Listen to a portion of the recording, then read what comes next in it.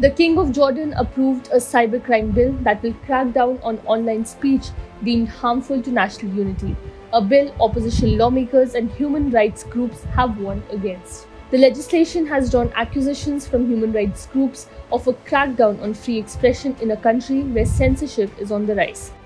With the approval of King Abdullah II, the bill now becomes law, set to take effect 1 month after it is published in the state newspaper Al Rai. The newspaper is expected to publish the law tomorrow. The bill was amended to allow judges to choose between imposing prison time and fines rather than ordering combined penalties. The measure was passed by Jordan's lower house of parliament in July and by the Senate on Tuesday. The legislation will make certain online posts punishable with prison time and fines. Posts that could be targeted include those seen as promoting, instigating, aiding, or inciting immorality, demonstrating contempt for religion, or undermining national unity. The bill will additionally target those who publish names or pictures of police officers online and outlaws certain methods of maintaining online anonymity.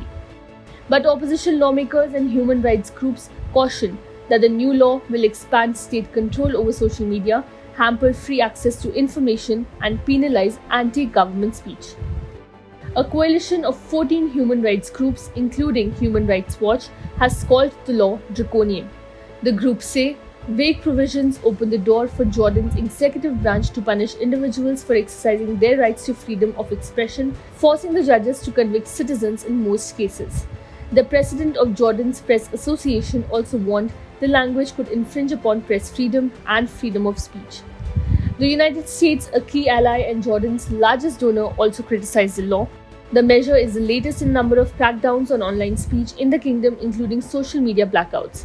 In December, it blocked the TikTok app after users shared live videos of workers' protests.